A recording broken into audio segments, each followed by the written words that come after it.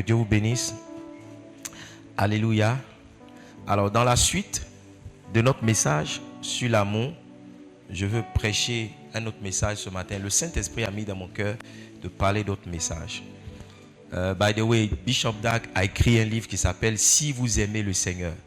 Et je vous ai dit que dans le mois de mars, je me préparais. D'abord, en décembre, Dieu m'avait parlé des langages d'amour. Il m'a dit, si quelqu'un m'aime, voici comment il doit se comporter. Un ensemble de choses qu'il doit faire. Que lui, Dieu, il reconnaît comme étant la voie par laquelle, d'accord, on lui exprime l'amour qu'on a pour lui. Et pendant que je m'interrogeais en masse sur comment ou ce que le Seigneur nous enseignerait en avril, je suis tombé sur ce merveilleux livre de Bishop Dag qui s'appelle « Si vous aimez le Seigneur ».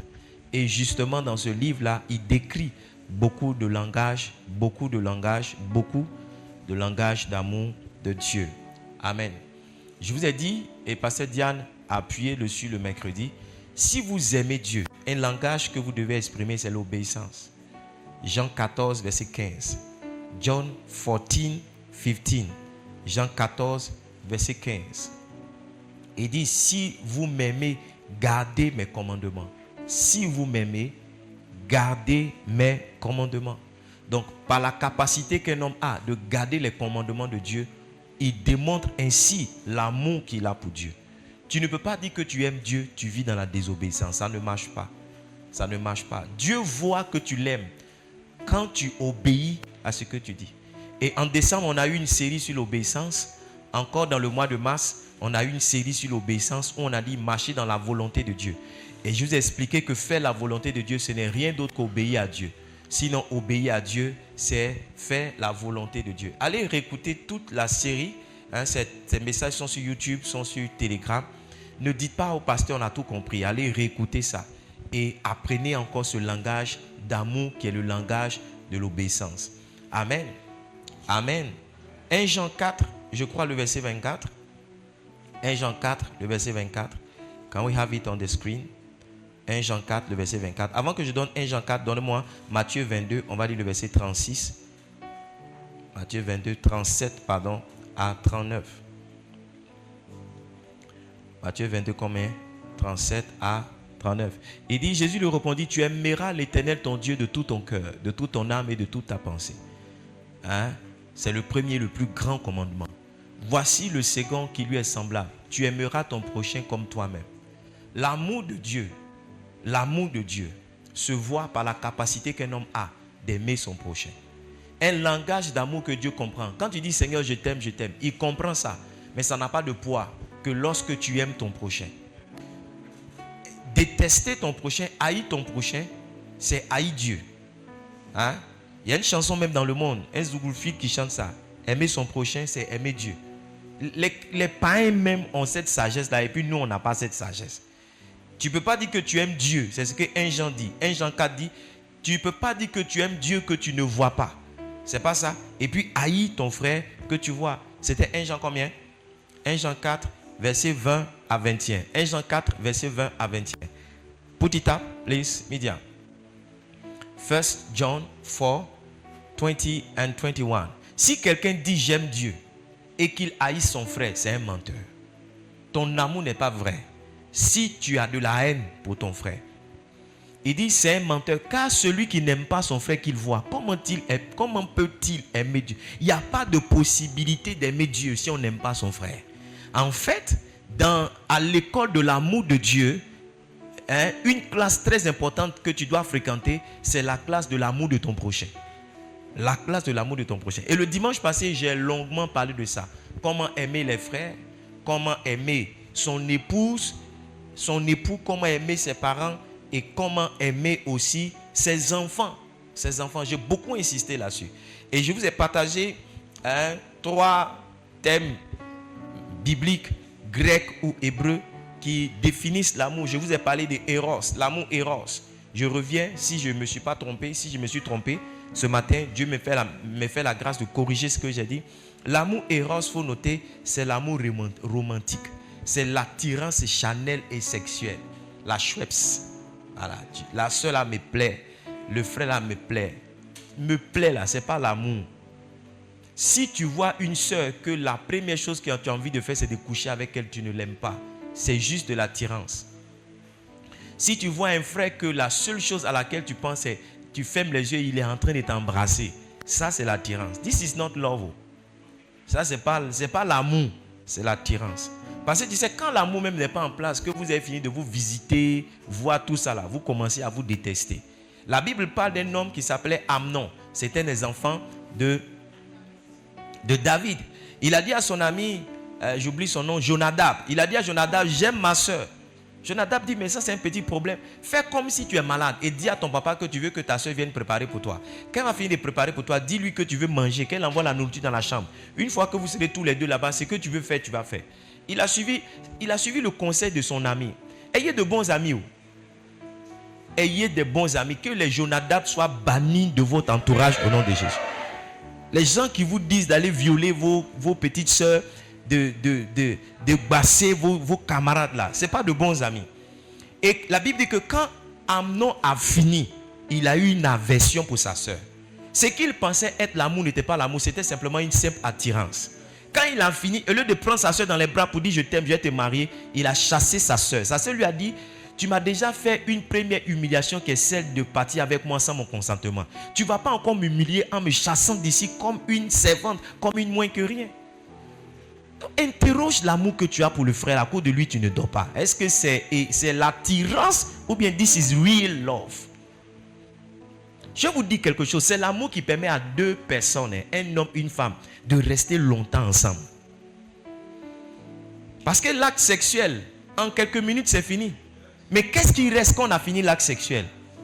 Yes. C'est cet attachement que nos deux âmes ont. La Bible dit que l'âme de David s'est attachée à l'âme de Jonathan. C'est pourquoi on dit de quelqu'un qui est notre époux, notre âme sœur. Notre âme sœur. On ne dit pas âme frère parce que c'est un nom féminin. Notre âme sœur. Notre âme sœur. Donc si vous êtes dans le couple que vous n'êtes pas au niveau où vos âmes sont ensemble. Tu sais, quand vous avez atteint le niveau où vos âmes sont ensemble, quand ton mari est triste, tu ressens. Même quand il ne te dit pas. Quand ta femme est en danger, tu ressens. Même quand elle ne te dit pas. Quand ton conjoint traverse quelque chose, tu le ressens. C'est pourquoi les garçons qui pensent qu'ils sont infidèles et forts parce qu'ils savent se cacher, vous mentez. C'est parce que ta femme n'a pas envie de parler. Parce que le jour où tu es sorti avec une autre femme, il y a un message, il y a un SMS qui vient dans l'âme de ta femme. Je crois en ça. C'est parce que quelquefois, elle n'a pas la preuve palpable pour te confronter. Sinon, elle sait que quelque chose se passe dans ta vie. Donc ceux qui ont les codes de téléphone, tu sors, tu appelles, tu es juste en train de jouer. Voilà, tu te fatigues. La dame ne veut pas parler. Ses parents lui ont dit, il faut le laisser, c'est quoi il est. Si tu es dans l'infidélité, il faut sortir. Qui est ici qui est dans l'infidélité? Si tu es dans ça là, c'est à cause de toi que le Saint-Esprit me dit de dire ça. Il faut sortir. Voilà, il faut sortir. Il n'y a rien dedans. C'est juste des tensions. Ta tension va monter. Parce que tu joues à cache-cache avec beaucoup de personnes. Ta tension va juste monter. Amen. Philia. Philia, c'est l'amour fraternel.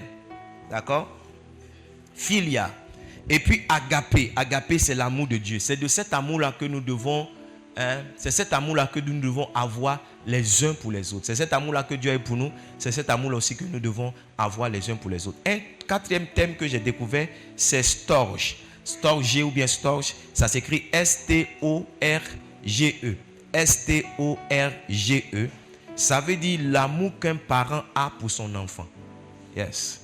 L'amour qu'un parent a pour son enfant. Est-ce que je peux vous faire une confidence? Vous êtes arrivé à un niveau, et pour beaucoup d'entre vous, c'est plus poussé que les autres. Vous êtes arrivé à un niveau où vous n'êtes pas seulement des membres d'une église que je gère, mais vous êtes arrivé à un niveau, c'est comme ça que je vous considère. Vous êtes arrivé à un niveau où vous êtes comme mes propres enfants que j'ai eus. Pour certains, c'est plus poussé que d'autres, c'est vrai. Mais en règle générale, tous ceux qui s'asseyent devant moi les dimanches, l'amour que j'ai pour vous, c'est l'amour que Dieu a pour ses enfants, c'est vrai. Mais c'est aussi l'amour que j'ai pour mes enfants que je partage avec vous. Souvent, voici ce qui m'arrive très souvent quand j'ai des difficultés avec certaines personnes parmi vous. Le Saint-Esprit me pose toujours la question, si c'était fort, est-ce que tu aurais agi comme ça avec cette personne? Donc, si le Saint-Esprit me demande, si c'était Adoka, est-ce que tu aurais fait ça avec cette jeune sœur? En d'autres termes, c'est que tu ne pourrais pas faire pour ton enfant. Ne le fais pas pour l'autre. Yes. Donc, vous n'êtes pas seulement des gens qui venaient ici écouter la prédication d'un bon pasteur. Non. You are like my own sons, my own children. Yes. Vous êtes comme mes propres enfants. L'amour que j'ai pour vous, c'est pourquoi quelque chose qui vous affecte m'affecte aussi. C'est pourquoi quand vous n'avancez pas, ça m'attriste. Et c'est pourquoi quelquefois, je veux vous châtier, je suis en colère contre vous. Parce que l'amour aussi se traduit dans le châtiment.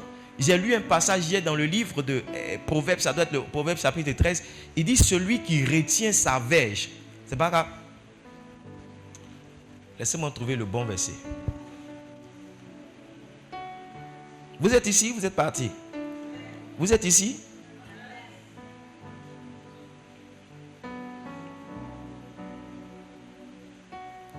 Proverbes chapitre...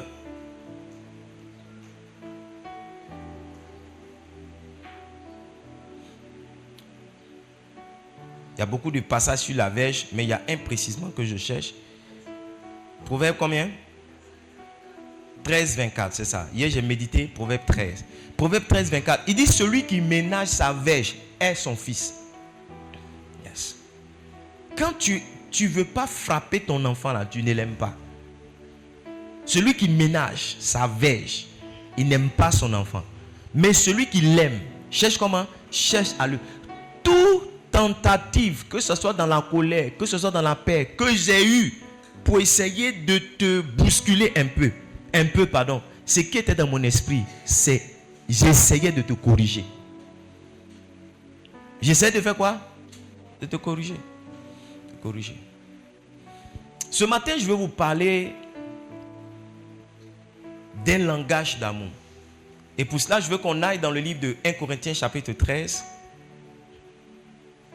On s'arrêtera certainement à... Delphine me donnera le temps. 1 Corinthiens chapitre 13. Let's read. Lisons à partir du verset 1. Pourquoi pas? 1 Corinthiens chapitre 13. Lisons à partir du verset 1. 1 Corinthiens chapitre... Quand je parlerai les langues des hommes et des anges, si je n'ai pas l'amour, je suis un airain qui résonne et une cymbale qui retentit. Beaucoup de personnes font du bruit mais n'aiment pas vraiment. L'amour, ce n'est pas dans les bruits. L'amour, c'est dans des actes concrets. Yeah. Et laissez-moi vous dire que, laissez-moi aller plus loin. Quelqu'un peut parler en langue, quelqu'un peut paraître spirituel et puis il n'y a aucun amour en lui. Yes. Quelqu'un peut paraître spirituel, mais tu seras étonné que dans son cœur, il y a beaucoup de ressentiment, il y a beaucoup de haine, il y a beaucoup de souffrance. Yeah. Verset 2. Verset 2, please. Il dit, quand j'aurai le don de prophétie, la science de tous les mystères, de toute la connaissance, quand j'aurai même la foi jusqu'à transporter la montagne, si je n'ai pas l'amour, je ne suis rien. Ta réelle valeur, c'est l'amour qui remplit ton cœur. Écoute-moi, ta réelle valeur, c'est l'amour qui remplit ton cœur. Ta valeur, ce n'est pas ce que tu as. Ta valeur, ce n'est pas tes possessions. Ta valeur, c'est combien de fois l'amour remplit ton cœur. Lisons le verset qui suit, jusqu'à ce qu'on arrive dans le point. Et puis, il dit, quand je distribuerai tous mes biens pour la nourriture des pauvres, quand je livrerai même mon corps pour être brûlé, si je n'ai pas l'amour, cela ne sert à rien. Ce qui compte pour Dieu, ce n'est pas l'action que tu as posée, c'est quelle intention ou bien quelle motivation a accompagné cette action. Si tu n'as pas posé l'action dans l'amour et par l'amour, ton action ne vaut absolument rien. Est-ce que vous savez qu'il y a des gens qui donnent à manger à des prisonniers juste pour se faire voir? Est-ce que vous savez qu'il y a des gens qui assistent, des veuves, des orphelins, juste pour se faire voir? C'est juste pour le besoin de faire une photo, mettre ça sur Facebook pour dire non, je suis différent des autres. Sinon, ce n'est pas l'amour réellement qui a motivé les gens à le faire. Toute action que vous posez, qui n'est pas inspirée, qui n'est pas accompagnée, qui n'est pas entretenue par l'amour, pour Dieu, ça ne sert à rien. Écoutez-moi, pour Dieu, ce n'est pas seulement l'action qui compte, l'intention aussi compte. Yeah. Dieu ne juge pas seulement la pertinence de ce que tu as posé comme action, mais Dieu juge le cœur avec lequel tu as posé l'action. Donc une offrande faite dans un mauvais cœur est une offrande qui ne compte pas. C'est pourquoi il dit, si tu veux faire ton offrande, que tu as un problème avec un frère, va le régler. Parce que le problème peut annuler justement la pertinence, la puissance de l'offrande que tu veux poser. Les gars, je vais vous challenger ce matin. On a un réel problème. Et je pense que c'est les choses essentielles de la vie chrétienne. Est-ce qu'on aime vraiment? Est-ce qu'on aime vraiment? Non, on prétend aimer, mais on n'aime pas. Ta voisine qui est juste là, tu ne lui parles même pas. Ta voisine qui est juste là, il t'énerve, tu vois. Juste à l'église, dans le lieu redoutable. Et quelquefois, nos amours sont des amours intéressés et des amours parachutés. Des amours éphémères, des amours qui dépendent des circonstances, de ce que quelqu'un a, de ce que quelqu'un est, de où il est, de qu'est-ce qu'il peut faire, de ce que nos amours sont intéressés. C'est pas là. This is not true love. C'est pas le vrai amour. Le vrai amour. C'est pas le vrai amour. Quelqu'un va te dire, je t'aime, tu es mon frère, tu es mon jumeau. Mais la première fois, tu vas le décevoir. Ce jour-là, c'est comme si tu n'as jamais été dans sa vie. Quelqu'un va te dire, oh merci, la dernière fois tu m'as aidé. Tu vas aider quelqu'un 1000 fois. La 1000e, une fois où tu ne pourras pas aider cette personne, tu vas voir comment ton nom va changer dans sa bouche. Oh papa, tu es mon papa. Tu es mon pasteur. Je ne vois pas. Tu seras surpris, hein. Je suis pasteur depuis quelques années. Il y a des choses que j'ai vues. L'amour des gens est situationnel, est conditionnel et intéressé, est circonstanciel. Merci mon épouse. Conditionnel, situationnel et circonstanciel. Circonstanciel. Quand tu as l'argent, tu es aimé où? Quand tu es joli, tu es aimé où? Quand tu es en position de pouvoir et de décision, tu es aimé. Tu es aimé. Mais attends de perdre ça et tu verras. Je prie que Dieu vous fasse passer par une expérience où il va vous révéler les gens qui sont vraiment les gens que vous aimez. Proverbe le chapitre 17, le verset 17. Put it up, please. Proverbe 17, verset 17. Hey, je ne vais pas commencer à prêcher. Je suis juste en train de poser les bases pour nous aider à comprendre ce que je suis sur le point de dire. La Bible dit que l'ami aime en tout temps. Un véritable amour, son amour n'est pas circonstanciel. Son amour n'est pas temporel. Son amour n'est pas situationnel. Maintenant, regarde ce que la Bible dit. La Bible dit, dans le malheur, il se montre un frère. Le malheur est la période de votre vie où vous pourrez apprécier ceux qui vous aiment et ceux qui prétendaient vous aimer. Le malheur est la période de votre vie où vous allez faire la différence entre ceux qui vous ont toujours aimé et ceux qui vous ont blagué, qui vous aimaient. La bonne partie dans le malheur que vous devez apprécier, pour laquelle vous devez rendre grâce à Dieu, c'est que Dieu va faire tomber les masques.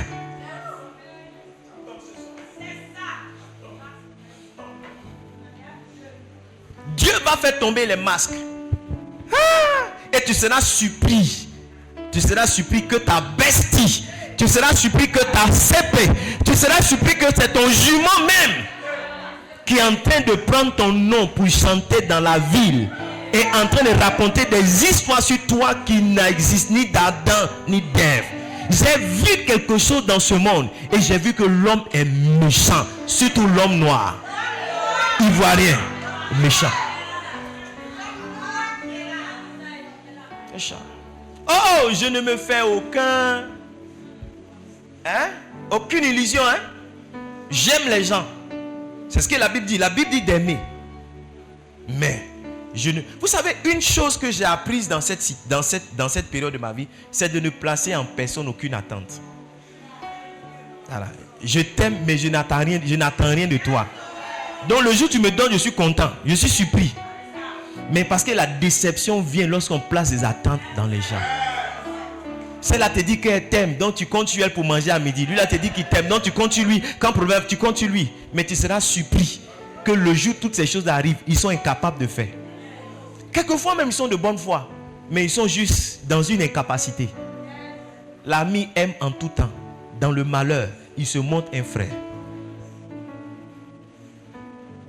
Revenons dans le texte de 1 Corinthiens. On était au chapitre 13, le verset 4. Dans ce mois d'avril, tu dois demander à Dieu de t'aider à aimer. À aimer. Parce que quand je dis ça comme ça, on saute, nous tous, on saute. Nous tous, on veut recevoir l'amour. Mais combien d'amour nous donnons aux autres? Quand je parle comme ça, tout le monde se voit dans la victime. Tu es en train de voir les gens qui t'ont déçu, les gens qui n'ont pas soutenu. Toi-même, quand les gens étaient dans le problème, tu as soutenu combien de personnes? La Bible dit en Matthieu chapitre 7. Saint-Esprit, merci. Matthieu chapitre 7, le verset 12. Tout ce que vous espérez, vous voudrez que les hommes fassent pour vous. Matthieu 7, 12. Il dit tout ce que vous voulez que les hommes fassent pour vous, faites-le de même pour eux. On est toujours en train de demander, mais on ne donne rien. On est toujours en train de réclamer une assistance. On est toujours en train de quémander un amour, en train de quémander une compassion. Mais quand les autres traversent certaines situations, on n'est pas là pour aussi donner la compassion, pour aussi traduire l'amour. Dans cette vie-là, il y a une loi que vous devez connaître, la loi des semailles et de la moisson. C'est qu'un homme a placé en terre, c'est ce qu'il va moissonner. Si tu ne peux pas aimer un jour quelqu'un, toi aussi on ne t'aimera pas. Et je vous dis quelquefois Dieu permet que de certaines situations arrivent dans votre vie pour placer la sémence de ce qui va vous arriver quand vous aussi vous allez traverser la même situation. Vous n'avez pas compris, je vous explique. Par exemple, l'enfant de quelqu'un a volé. Tu t'associais les gens pour le chicoter. Ton enfant à la maison. Oui, ton enfant à la maison. 5 ans, 10 ans après, pour toi aussi il va voler. Tu vas le cacher pour dire non, ne le touchez pas. C'est un enfant, il ne savait pas. Alors que tu as chicoté pour quelqu'un. Il y a la loi voudrait que de toute façon tu as chicoté pour quelqu'un, on chicote aussi pour toi. Écoutez, chaque fois qu'une situation, ne soyez pas pressé de juger, ne soyez pas pressé de condamner. Posez-vous la question, et si demain je me retrouve dans la même situation, qu'est-ce que je voudrais que les gens fassent pour moi? Quand tu vas trouver la réponse, tu sauras exactement qu'est-ce qu'il faut faire à l'autre qui est dans le tort maintenant. 1 Corinthiens chapitre 13, verset 4. Ah, Saint-Esprit. Saint-Esprit, aide-nous. Aide-nous. L'amour est patient. L'amour est plein de bonté. Ici, c'est la charité. La charité n'est point envieuse. L'amour ne se vante point. Il ne s'enfle point d'orgueil. Si tu veux savoir si tu es rempli d'amour, voici des indicatifs qui peuvent t'aider. L'amour est patient. L'amour est plein de bonté. On a lu ça, verset 5 maintenant. Put it up, please. Il dit, il ne fait rien de malhonnête, parlant d'amour. Il ne cherche point son intérêt. Il ne s'irrite point. Il ne soupçonne point le mal. Verset 6 qui m'intéresse. L'amour ne se réjouit point de l'injustice. L'amour se réjouit de la vérité. Verset 7. Lis avec moi s'il te plaît. L'amour excuse tout. Elle croit tout, la charité. Elle espère tout, elle supporte tout. Dans d'autres versions, il écrit l'amour pardonne tout. L'amour pardonne tout. S'il y a quelque chose que tu ne peux pas pardonner, tu n'aimes pas. N'avez-vous pas remarqué que nous tous qui sommes là, il y a quelque chose, ce qu'on peut supporter a des limites. C'est pas ça? Souvent on dit ma patience a des limites. Ça là seulement je n'aime pas. Ça là seulement je ne peux pas supporter. Wallahi billahi. Même si le pasteur vient. Même si ma maman sort de la tombe. Ça là papa. Je ne peux pas. Si tu parles comme ça, tu es encore en souffrance. L'amour n'est pas encore total. Ce n'est pas encore plein en toi. Et laissez-moi faire une parenthèse. Pendant que je suis en train de parler, moi-même je me prêche à moi-même. Je ne suis pas meilleur que vous. J'ai mes combats aussi sur ce plan. Ce matin, je vais vous parler de l'amour qui pardonne. L'amour qui excuse tout. Est-ce que ça vous intéresse? Est-ce que ça vous intéresse? Étrangement, moi-même, ces temps-ci-là, je suis passé dans des situations où mon cœur a été challengé. Hier, j'étais dans la voiture, je disais non, j'ai été challengé. J'ai été challengé. Et j'ai aussi compris que quelquefois, pour que tu comprennes le message de Dieu, il te fait passer par une expérience. Il te donne, par l'expérience, il te donne l'illustration. Il te donne la meilleure compréhension du message qu'il veut te donner. Yeah. Il y a 2 semaines, Dieu m'a fait venir au bureau. Il a commencé à m'enseigner sur l'amour et le pardon. J'ai cru que j'allais juste en faire un livre. Jusqu'à ce que, en méditant sur ce que je vais dire, le Seigneur m'a fait comprendre que le message que je t'ai donné il y a 2 semaines, c'est maintenant. Tu dois le prêcher. Tu dois le prêcher. Éphésiens chapitre 4, lisons le verset 32. Ce matin, je parle sur l'amour, la force du pardon. Soyez bons les uns envers les autres, compatissants, vous pardonnant réciproquement, comme Dieu vous a pardonné en Christ. Est-ce qu'on peut lire ensemble une dernière fois? Soyez bons les uns envers les autres, compatissants, vous pardonnant réciproquement, comme Dieu vous a pardonné en Christ. Tu vois, réciproquement, ça veut dire que tu pardonnes comme toi aussi on te pardonne. Très souvent, quand on parle de pardon, on se met toujours dans la position de victime.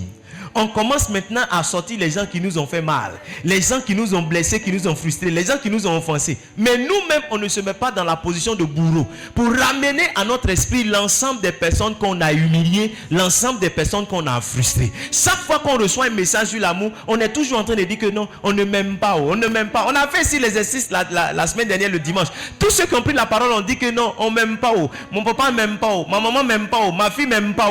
Mais personne ici a pris la parole pour dire moi-même qui parle là, j'ai un problème avec mon père, j'ai un problème avec ma soeur. Pasteur, comment tu peux m'aider à aimer plus? Si tu es dans la victime, tu es dans la victimisation, tu ne vas jamais t'améliorer. Parce que les victimes cherchent toujours un coupable à ce qui leur arrive. Ils cherchent toujours un responsable qui va porter le chapeau du malheur dans lequel ils sont. Ils cherchent un bouc émissaire qui vont indiquer comme étant la source de leur problème. Mais ils ne se remettent pas en cause. Écoutez-moi bien. Si vous êtes en problème ou bien en palabre, en frustration avec quelqu'un, sachez que vous avez votre part de responsabilité. Aussi longtemps que tu n'as pas présenté ta main à quelqu'un, il ne pourra jamais la couper. Si tu n'es pas allé dans le mariage de quelqu'un, on ne va pas se foutre de toi. Si tu n'es pas allé dans l'anniversaire de quelqu'un, on ne va pas dire qu'on ne te donne pas à manger. Si tu n'es pas allé dans le baptême de quelqu'un, tu ne vas pas dire je suis allé là-bas, ils se sont foutus de moi. Ils se sont foutus de toi, c'est vrai. Mais c'est parce que tu as pris tes 2 pieds pour partir. Donc, ils se sont foutus de toi, ils ont leurs responsabilités. Mais toi aussi, tu as ta responsabilité d'être parti. C'est pourquoi si vous ne savez pas tirer les leçons des expériences qui vous arrivent, vous allez toujours reproduire les mêmes erreurs. Yeah. Une leçon que j'ai apprise une fois, et je vais vous la donner, c'est dans le livre de Proverbes.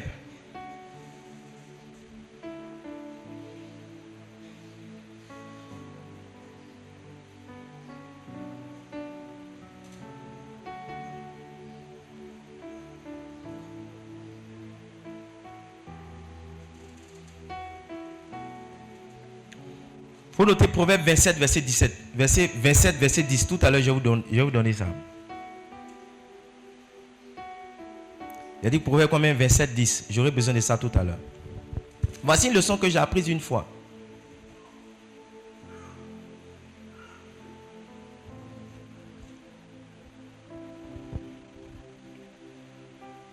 Je cherche le passage.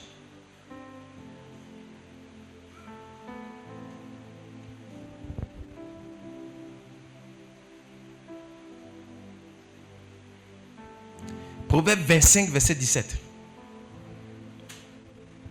Je sais, tu es là. Lis avec moi s'il te plaît. Mets rarement le pied dans la maison de ton prochain, de peur qu'il soit rassasié de toi et qu'il ne te haïsse. Souvent les problèmes qui arrivent entre vous là, c'est parce qu'on est fatigué de te voir.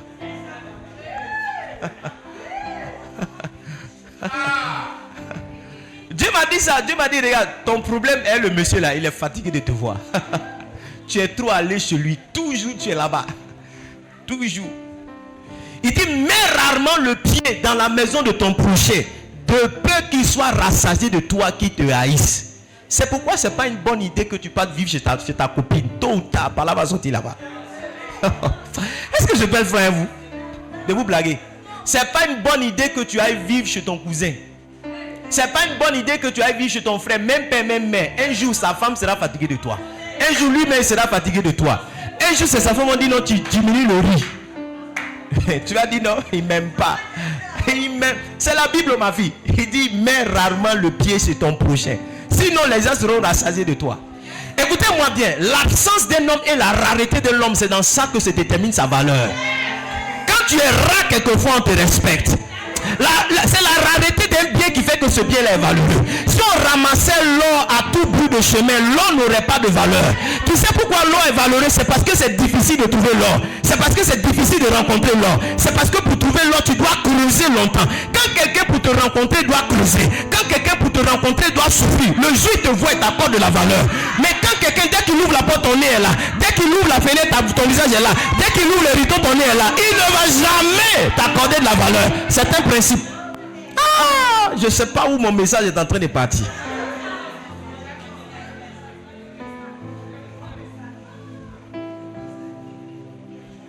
Le point, c'était tirer instruction des expériences que vous avez. Moi, j'ai eu une expérience, le Seigneur m'a dit, tu es trop là-bas. Ils sont rassasiés de toi. Quand les gens sont rassentis de toi, c'est comme si tu n'as jamais existé. Aïe, toi qu'on acclamait, arrivé un moment, tu deviens comme un fardeau. Tu deviens comme l'homme en trop. Tu deviens comme celui qui occupe l'espace des gens, qui empêche les gens de s'épanouir. Hein? On est quitté à Boaké le 8 octobre 2002 avec ma famille. On est arrivé quelque part, les gens nous ont accueillis. Vraiment, Yako, vous avez souffert, vous avez souffert. Un mois après, ils étaient fatigués de nous. Un mois après, ils étaient fatigués de nous voir. Ils priaient pour que la paix revienne, pour qu'on quitte leur visage. Parce qu'on est venu occuper leur espace. On partageait la douche avec eux. On partageait la nourriture avec eux. On partageait le salon avec eux. Quelquefois, eux-mêmes, leur propre télé, on avait la télécommande.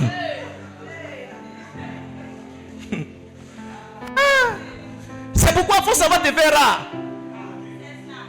Il faut savoir être discret, te faire rare.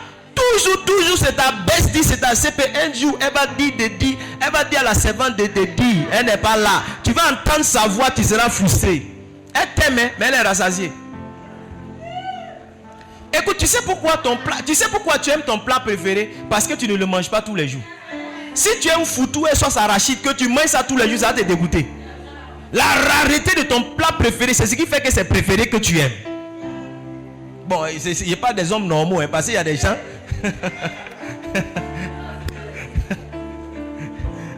Vous êtes ici, mais vous êtes partis.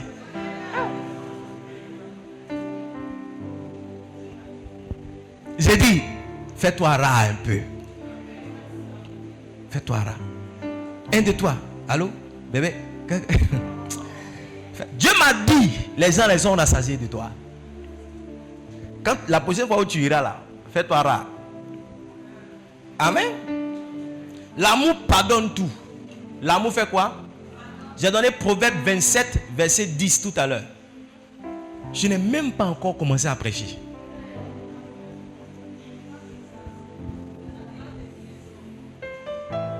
N'abandonne pas ton ami. Toi qui es là, oh, papa, ils m'ont laissé. La Bible dit quoi? N'abandonne pas ton ami et l'ami de ton père. Et n'entre pas dans la maison de ton frère au jour de ta détresse. Mieux vaut un voisin proche qu'un frère éloigné. Vous qui ne parlez pas à vos voisins, qui insultez vos voisins, vous luttez. Elle a mis, pourquoi elle a habillé sur notre clôture, vous jetez la clôture là. C'est étrange, hein? Mais mon message est prophétique. Quand mon exemple ressemble à ce que tu vis là, ça veut dire que le Saint-Esprit veut te délivrer. Te délivrer. Je disais à une dame qui habite à côté de moi, je lui ai dit, nos voisins sont nos premiers parents. On n'a pas intérêt à nous embrouiller. Je lui ai dit, si quelqu'un tombe chez vous à la maison, c'est chez moi que tu vas venir taper pour dire, pasteur, peut-être que tu m'appelles pasteur, mais ce jour-là, comme tu es dans le problème, tu as dit, pasteur, est-ce que tu peux prendre ta voiture pour déposer quelqu'un? J'ai appris ça de mes parents sans qu'ils ne me parlent directement. Que nos voisins sont nos premiers parents. Vous qui êtes en conflit avec tout le monde au quartier, tu parles à personne, tu salues personne. Quand tu rentres dans le quartier, tu es devant, tu parles à personne, tu salues personne.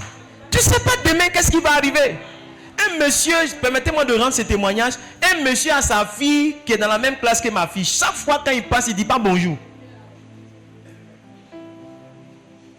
Il ne salue pas. Et un jour, sa fille tardait à venir.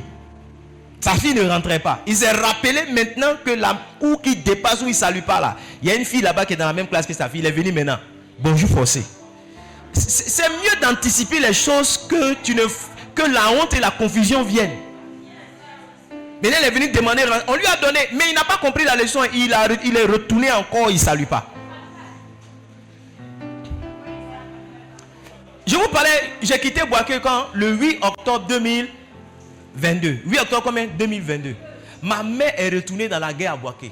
Parce que ma mère avait pris les affaires du village, les affaires de la famille. Vous savez, les ébriers, il y a les pagnes de la famille, il y a l'or de la famille. Quand il y a certaines fêtes, on porte tout ça. Donc ma maman avait fait une fête pendant les vacances, en août. Et comme elle ne pouvait pas rester en tant que fonctionnaire au village pour porter les vêtements, elle a décidé de les prendre, aller à Boaké pour porter. Sauf que la guerre nous a trouvés en septembre. Octobre, on a fui. Donc ma mère était à Abidjan, elle ne pouvait pas dormir.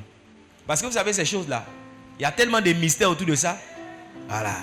Ma mère est retournée dans la guerre pour aller chercher ce qu'elle a laissé.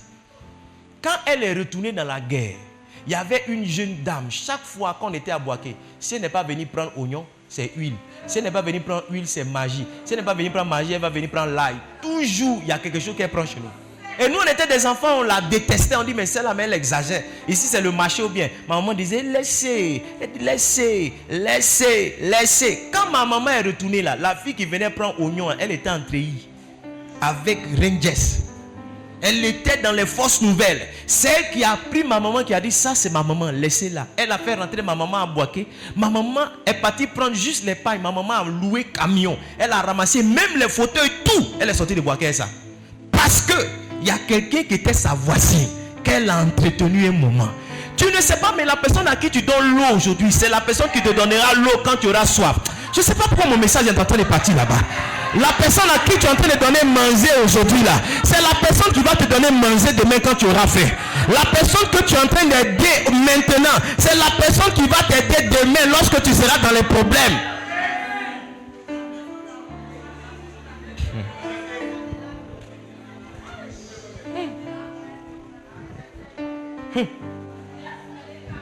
Vous qui êtes méchants, vous partagez rien. C'est vous, vos enfants, votre mari. Hey, la vie qui est là, la Côte d'Ivoire qui est là, le monde dans lequel on est là. Hey, quel que soit ce que vous êtes, quel que soit ce que vous avez. La crise post-électorale, j'ai vu un monsieur, un grand monsieur. Il est venu me voir. J'étais assis quelque part. Il m'a dit, mon petit, aide-moi. J'étais assis avec mes frères. Il dit, aide-moi. J'avais 12 000 sur moi. J'ai dit, papa, tiens. J'ai donné les 12 000. Le monsieur est parti. Quand la crise est passée, le monsieur est venu me voir au bureau. Il dit, tiens 50 000 d'abord pour boire de l'eau. Il dit, tiens ça. Tu vas boire l'eau avec ça. J'ai dit, c'est pourquoi. Il dit, 12 000 que tu m'as donné dans la guerre. Tu ne sais pas ce que 12 000 a fait pour moi et ma famille. Tu ne sais pas ce que 12 000 a fait pour moi et pour ma famille. La vie est telle que ce qu'un homme sème, il le moissonne. Ne soyez pas méchants avec vos voisins. Ne soyez pas méchants avec vos parents. Demain, la situation peut tourner. Ça peut changer. Il n'y a rien sur cette terre qui est une assurance. Celui qui est millionnaire aujourd'hui, demain peut se retrouver sans rien. Celui qui est sans rien aujourd'hui, demain peut se retrouver avec des milliards. S'il te plaît. La confusion que je ne voudrais pas que tu aies, c'est de pouvoir baisser la tête devant quelqu'un que tu as négligé, sous-estimé, méprisé et insulté. Parce qu'un jour, tu étais en position de force.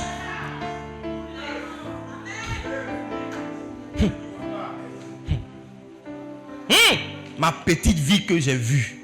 J'ai vu, oh! J'ai vu. L'amour pardonne tout. Tout ça, c'était pas dans le message. Maintenant, je prêche le message. Amen. Est-ce que je vous ennuie? Vous êtes bénis d'être là? L'amour, c'est un bon sujet. Hein? 4 mesures ou bien 4 clés ou bien 4 indicatifs qui te permettent de savoir que tu as réellement pardonné. Please give me water. Papa, comment je peux savoir que j'ai pardonné?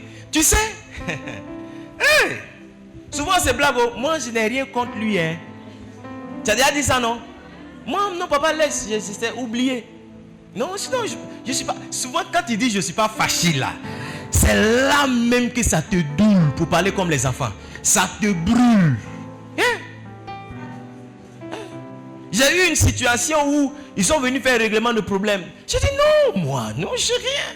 Oh, mais c'est mon frère. Oh, j'ai rien. J'ai pas de problème. Je suis allé dans une veillée la même semaine, mais la semaine qui a suivi. Le pasteur dit quelqu'un peut prendre sa Bible pour lire. Je me suis levé avec ma Bible.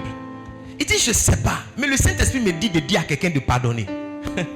Il dit oui, mon frère, lis. Je lis un peu, il dit attends, la lecture, le Saint-Esprit ne me laisse pas. Il y a quelqu'un, tu es ici, hein? Tu as un problème, hein? Et puis, c'est moi le lecteur. Lui, il ne sait pas ce qui se passe, mais moi, il sait ce qui se passe. Et comme j'étais avec une amie qui connaissait ma vie et ma situation, Elle savait qu'elle m'avait invité dans son église parce que le Seigneur voulait m'aider. Quand on a fini la veillée à 5 h du matin, j'ai pris la route. Je suis allé là où il y avait problème avec les gens. J'ai dit, je suis venu demander pardon. Au départ, j'ai cru qu'il n'y avait rien. Mais il y avait quelque chose dans mon cœur qui me brûlait. La chose avec les blessures et les offenses, c'est qu'on peut se convaincre qu'il n'y a rien. Et puis souffrir dans le secret de quelque chose qui nous dérange. La chose avec l'offense, c'est qu'on peut se convaincre que c'est fini. Mais à l'intérieur de nous, on est en train de pleurer. À l'intérieur de nous, on est en train de mourir. Ce matin, je veux délivrer un homme. Je veux délivrer une femme. Comment tu sais que tu as pardonné? Premier point. D'abord, avant, c'est quoi le pardon? Notez ceci. Le dictionnaire dit que le pardon, c'est l'action de tenir pour non-avenue une faute. C'est l'action de tenir pour non-avenue une faute. Ça veut dire que ce n'est jamais arrivé. Deuxième point, c'est ne pas tenir rigueur au coupable. Je reprends pour ceux qui notent. Le pardon, c'est l'action de ne pas tenir. Pardon, c'est l'action de tenir pour non-avenue une faute, une offense, quelque chose comme ça. Deuxième chose, c'est ne pas tenir rigueur au coupable. Troisième chose, bring my water. Troisième chose, c'est quoi? Ne pas garder de ressentiment. J'ai dit quoi?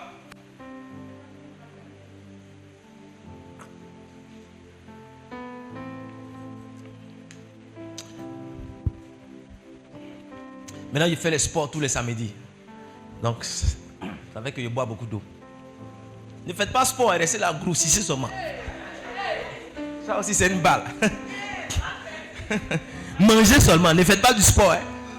On va vous appeler tanti partout, mémé, alors que tu as 32 ans.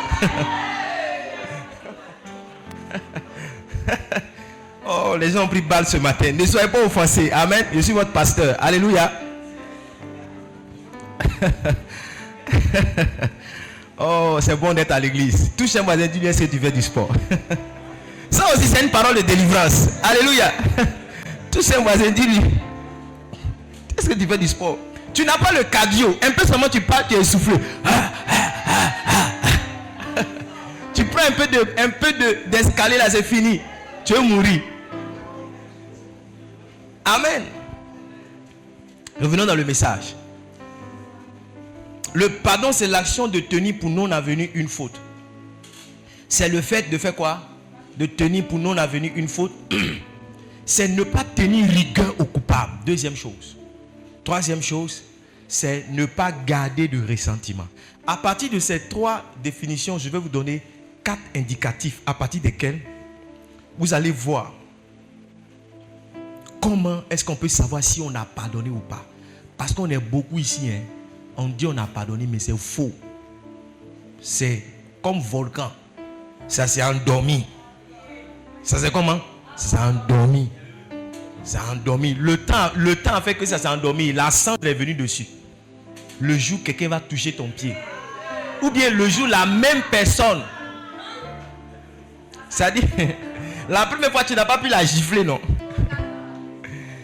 La deuxième fois, tu vas manifester une colère. Les gens vont dire, c'est à cause de ça seulement. À cause des petits trucs qu'elle t'a dit là. C'est pas ça, oh. Il y a quelque chose que tu as mis dans ton coffre. Est-ce que vous aimez mon message? Première chose, qu'est-ce que ça intéresse? Comment je reconnais que j'ai? La première chose, c'est l'oubli ou la non-mention de l'offense. Comment je sais que j'ai pardonné? Lorsque j'ai oublié ce qui est arrivé. Nous on dit pardonner, ce n'est pas oublier. Pour dire je laisse, mais je garde. Tu vois, quand quelqu'un est toujours en train de te rappeler une faute, ça veut dire qu'il ne t'a pas encore pardonné la faute. Et les femmes, vous êtes fortes dans ça. En 1977, tu te rappelles, non? Quand tu me draguais là, tu m'as laissé dans le maquis seul là-bas. Aïe. En 2008, tu as oublié. Moi, il n'est pas oublié. En 2008, on partait au marché. Devant les gens, tu m'as giflé. Quand quelqu'un te rappelle toujours les choses comme ça veut dire que la plaie est là. C'est pas guéri. Est-ce que quelqu'un se reconnaît dans ce que je suis en train de dire?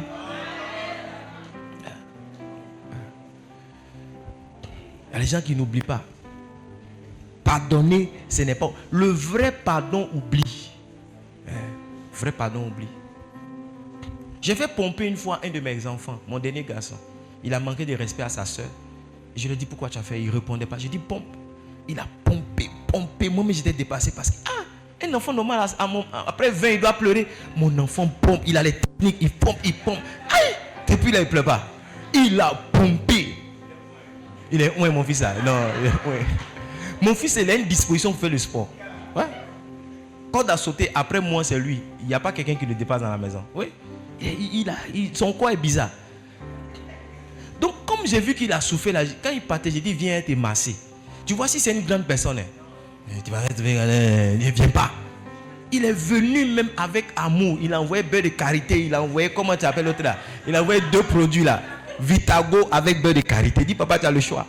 Et je l'ai massé parce que je me suis dit, avec tous les efforts qu'il a fait là, demain il va avoir combattu. Donc je l'ai massé. Je l'ai massé avec amour. Et j'étais étonné. Pendant que je massais mon fils, j'ai dit, Seigneur, donne-moi le cœur de mon enfant. Pour que moi aussi là, je puisse oublier les mots qu'on me fait à l'instant. Je viens de faire souffrir l'enfant et puis il est là dans mes mains comme ça. Je l'ai massé. Il fait Ce qui va me toucher encore, c'est que le lendemain, il est parti à l'école, il est venu. Il dit, mais papa, hier, tu ne m'as pas bien massé. J'ai dit, comment ça? Il dit, non, ce côté-là. Il dit, tu as vu, il a oublié que c'est moi qui l'ai fait pomper. Tout ce dont il se rappelle, c'est que je n'ai pas bien fait le massage. Il aurait pu dire, mais papa, tu m'as fait souffrir hier, papa, tu m'as blessé. Il dit, non. Il dit, papa, tu ne m'as pas bien massé. Nous, on est toujours en train de rappeler la faute. On est toujours en train de sortir dans le passé ce que quelqu'un a fait. Quand tu parles comme ça, tu n'as pas pardonné. Non, tu n'as pas pardonné. Celle-là, elle est venue encore. C'est pas elle là, la dernière fois. On lui a demandé à l'eau, elle n'a pas donné. Quittons ici, elle est la méchante là. Et une mésaventure, suivez-moi. Vous riez, mais j'espère que vous comprenez ce que je suis en train de dire. Une mésaventure que tu as eu avec quelqu'un, tu vas prendre ça, partager dans tous les groupes WhatsApp. Et la seule là, elle est. Pourtant, on a réglé le problème à l'église. Deuxième indicatif qui va t'aider à pardonner, c'est l'excuse que tu trouves pour le coupable ou pour celui qui a fait la faute. Quand tu pardonnes là, tu excuses. Reviens sur le passage. 1 Corinthiens 13, je crois c'était le verset 6 ou le verset 7. Il dit l'amour excuse tout. Quand tu veux pardonner quelqu'un, tu as dit laissez-le. C'est un enfant. Regardez ce que Jésus a dit. Jésus a dit, Seigneur, pardonne-leur car ils ne savent pas ce qu'ils font. Quand tu pardonnes réellement, tu trouves une excuse à l'autre. Quand tu pardonnes, tu excuses la personne. Tu dis non, laissez-le. Lui, ces 2,25 ne font pas 50. C'est quand il est, laissez-le. Voilà, non, laissez-le. Ou bien, André n'a pas mangé, laissez-le. Il doit avoir des problèmes. Si elle est méchante comme ça, c'est qu'elle doit avoir des problèmes avec son mari. Donc, laissez-le. Tu vois, essayez de comprendre la personne. C'est ça. Quand quelqu'un pardonne vraiment, il excuse la personne. C'est-à-dire, quand quelqu'un vient te demander pardon, mais quand la personne veut présenter ses excuses, toi-même, c'est-à-dire, tu t'excuses avec la personne. Et puis tu dis non, je comprends. Je me suis dit qu'il y a ça, il y a ça, il y a ça. Tu n'es pas, voilà, tu n'as pas dit que tu peux. Amen. Troisième indicatif, c'est l'absence de ressentiment. Ce qui te brûle là, quand tu as fait mal là, c'est ça qui est le ressentiment. Où ton cœur se serre. Il y en a même, leur cœur se serre tellement qu'elle tombe évanouie. Le noir là, si. Il y en a, ça donne ulcère, merci. Il y en a, ça donne palpitation. Tu te réveilles quand tu dis mon cœur bat, mon cœur bat, mon cœur bat. Ton cœur bat parce que quelqu'un t'a blessé depuis, tu n'as pas encore laissé. Tu as mot de cœur. Ce que tu appelles mot de cœur là, c'est gourmet. Et puis, tous les problèmes que tu as eu pour lesquels tu ne veux pas laisser. Mot de cœur. Mot de cœur là, c'est pardon que tu ne veux pas laisser. Quatrième indicatif qui te permet de savoir que tu as. Le ressenti, c'est quoi? C'est la rancune. C'est l'animosité, l'aigreur et l'hostilité. Quand tu es toujours aigri contre quelqu'un, ça veut dire que tu n'as pas encore pardonné. Quand tu es toujours hostile, ça veut dire que tu ne veux pas que quelqu'un vienne à côté de toi. Tu ne lui as pas encore pardonné. Tu crois que tu as pardonné, mais la blessure est là. Ce matin, on devrait prier pour dire Seigneur, aide-moi à pardonner. Quatrième indicatif qui te permet de savoir que tu as pardonné, c'est quand tu peux penser aller demander pardon? En réalité, quand tu as pardonné à quelqu'un, toi-même tu vas chez lui pour dire non, je suis venu te demander pardon.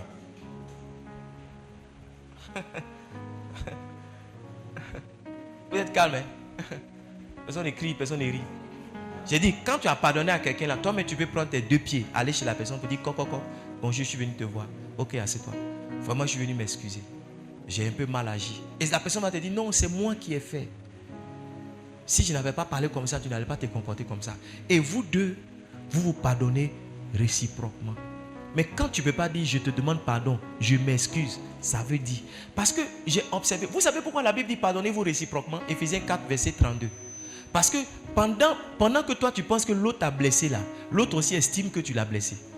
C'est toujours comme ça. Des situations où on ne s'entend pas, où on ne se parle pas. Tu ne vas pas voir quelqu'un va raconter tout et puis l'autre va dire non, c'est vrai. Tout ce qu'il dit, c'est vrai. Et sans que la personne ne dise que elle aussi, voici ce qu'elle m'a dit, voici ce qu'elle m'a fait. C'est pourquoi moi aussi j'ai fait ça. Donc chaque fois que tu estimes que quelqu'un t'a blessé, sache que toi aussi tu l'as blessé. Yes. Sache que toi aussi tu as offensé la personne. Il y a quelque chose, peut-être que tu ne l'as pas dit, peut-être que tu n'as pas fait. Mais peut-être qu'en te comportant ou bien en agissant d'une certaine manière, elle a interprété ça, c'est devenu une blessure. Donc vous qui pensez que vos parents ne vous ont pas aimé, que vous les détestez, vous aussi, sachez que vous avez déçu vos parents. De toute façon, vous attendez que vous attendez recevoir un pardon de vos parents. Sachez que vous aussi, vous devez donner un pardon à vos parents. Éphésiens 4, verset 32. Il dit pardonnez-vous réciproquement. Pardonnez-vous réciproquement. On est toujours les victimes. On est toujours les victimes. Mais tu seras surpris que là où tu penses que tu as raison, là, l'autre aussi dit qu'il a raison. Hein? L'autre aussi dit qu'il a raison.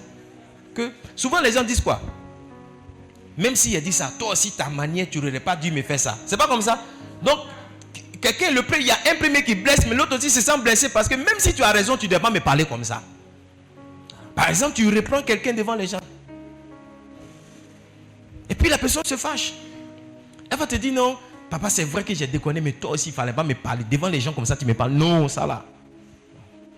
Donc toi, tu t'excuses parce que tu as parlé devant les gens. Elle aussi, elle s'excuse parce qu'elle t'a blessé. Donc nous devons apprendre à nous pardonner réciproquement. Le pardon n'est pas quelque chose qui doit venir absolument de l'autre. Nous aussi, on doit accorder notre pardon aux autres. Ouais. Même pas prêcher une page de mon message. On va s'arrêter là. Carrie, what is my time?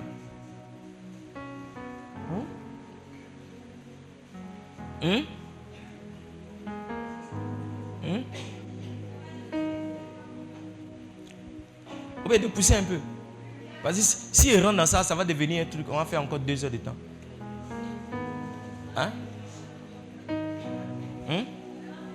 Je donne 2 versets et puis on va s'arrêter. 1 Thessaloniciens 5.13. Je vais finir avec ça. 1 Thessaloniciens 5.13. Le dimanche prochain, je vais parler, par la grâce de Dieu, on va revenir encore. Je vais vous dire comment est-ce qu'on pardonne. Est-ce que ça vous intéresse cette partie-là? Parce que si je vous laisse sans vous dire comment on pardonne, je ne vous ai pas aidé. Amen. Je vous dis comment on pardonne. Comment est-ce qu'on parvient à pardonner? Maintenant, écoutez-moi. Il n'y a rien sur cette terre qui est impardonnable. Il n'y a rien sur cette terre qui est impardonnable. Vous qui avez classifié les délits des gens, les problèmes des gens, il y a ce que vous supportez, il y a ce que vous ne supportez pas. Il n'y a rien sur cette terre qui est impardonnable. Si Dieu a pu pardonner l'homme que tu étais, la femme que tu étais. La dernière fois, je disais pour ceux qui n'étaient pas au culte, je leur disais que, suivez-moi, je leur disais que même quand on raconte nos témoignages, là, il y a des parties qu'on ne dit pas. Tu dis, non, avant je buvais, avant je fumais, il y a les trucs là. Parce que ça là, est-ce que vous êtes ici? Ça là, si ça sort. Maintenant regarde, ce que tu ne peux pas dire là, c'est parce que tu estimes que les hommes ne peuvent pas accepter. Mais Dieu t'a pardonné ça. Parce que si tu es assis ici, c'est parce que Dieu t'a pardonné ça. Donc Dieu ne s'est pas donné des limites dans le pardon qu'il peut donner à ses enfants. Pourquoi toi, tu donnes des limites pour quelqu'un d'autre? Les gens qui sont prompts au jugement sont des coupables eux-mêmes. Écrivez ça. Prenez ça. Les gens qui sont prompts au jugement sont coupables eux-mêmes. Quand on dit voleur, ceux qui sont pressés de le chicoter, c'est des voleurs.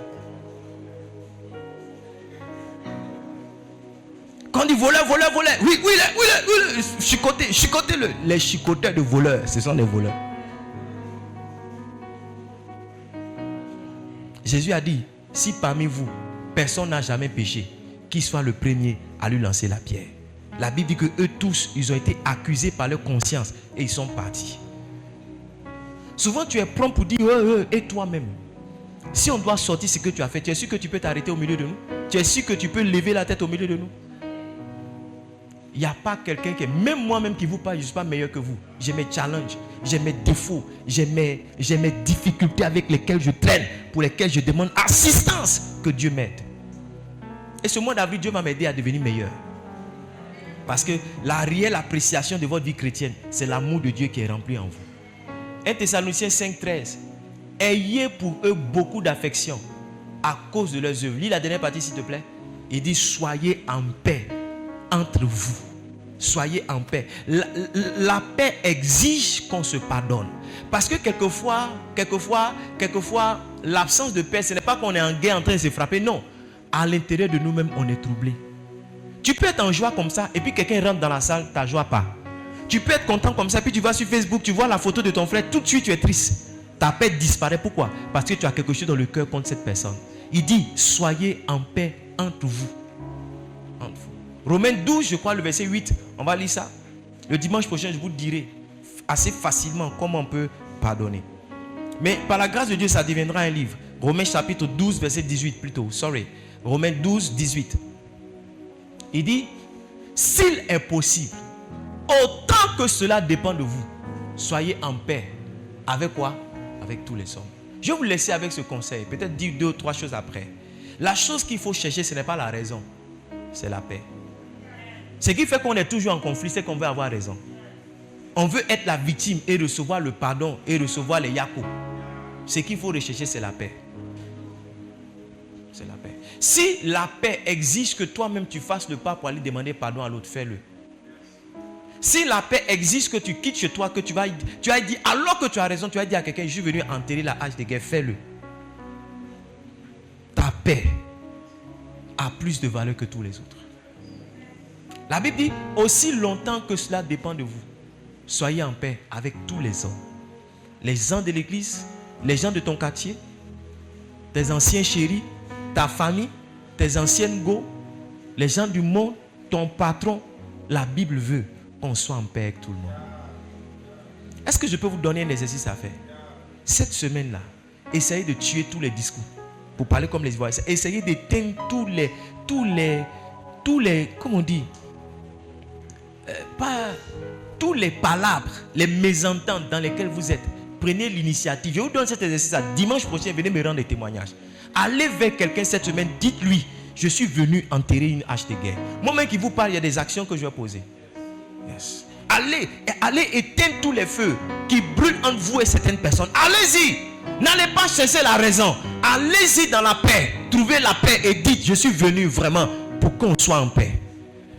Qu'on soit en paix. Parce que de la paix de l'homme dépend tout ce qu'il doit recevoir.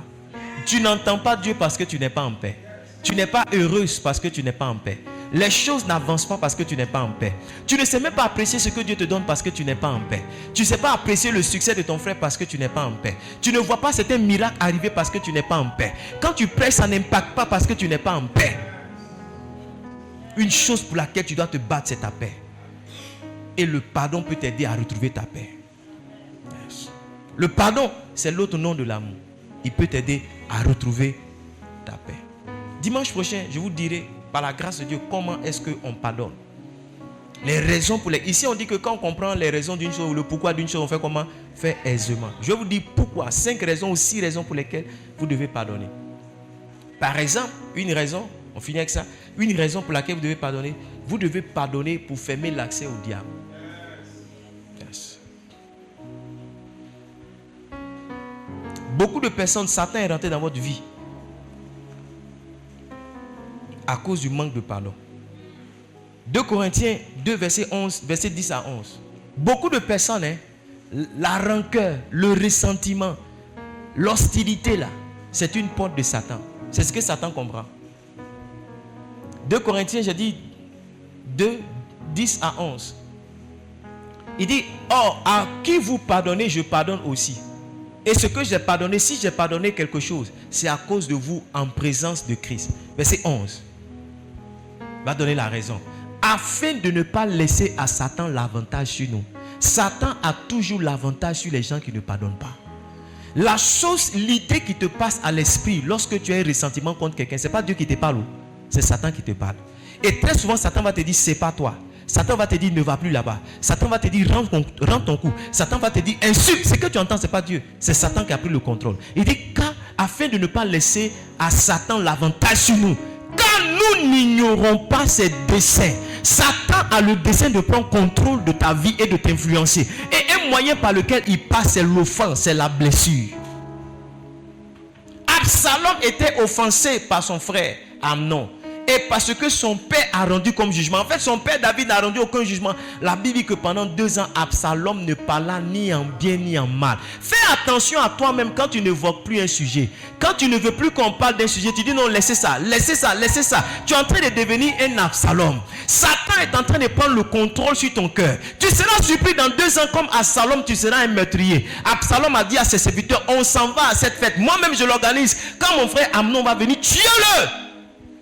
Un bon garçon. Est-ce que vous savez que Absalom était celui qui devait remplacer David sur le trône? Mais regardez comment Absalom a perdu sa vie. Pourquoi? Parce que Satan a pris le contrôle de son cœur. Le manque de pardon est une porte que Satan peut exploiter pour prendre ton cœur et détruire ta vie. Beaucoup de personnes se sont retrouvées en train de faire du mal à leur propre frère, à leur propre soeur. Pourquoi? Parce qu'elles ont laissé Satan rentrer dans leur cœur. La jalousie, c'est l'école maternelle de la sorcellerie. Tu ne sais pas te réjouir de ce qui arrive à ton frère, à ta soeur. Tu seras surpris demain, tu seras assis devant un marabout pour dire, regarde, il faut enlever le bonheur de ma soeur. Hein? Tu vas parler en langue, mais tu seras surpris que tu es en train de pleurer parce que ta soeur a rendu un témoignage que tu n'as pas. Je dis, si Satan pouvait ouvrir nos cœurs pour mettre sur les écrans ici, vous serez surpris de ce qu'il y a dans mon cœur. Je parle pour vous, il a dit non, je vous attaque. Moi-même, je suis dedans. Va se tenir debout, on va prier. Mets la main sur le cœur. Seigneur, aide-moi à pardonner. S'il y a quelqu'un à qui tu ne pardonnes pas ici, là, à qui tu ne parles pas ici, regarde. Après ce message, si tu ne pardonnes pas, toi,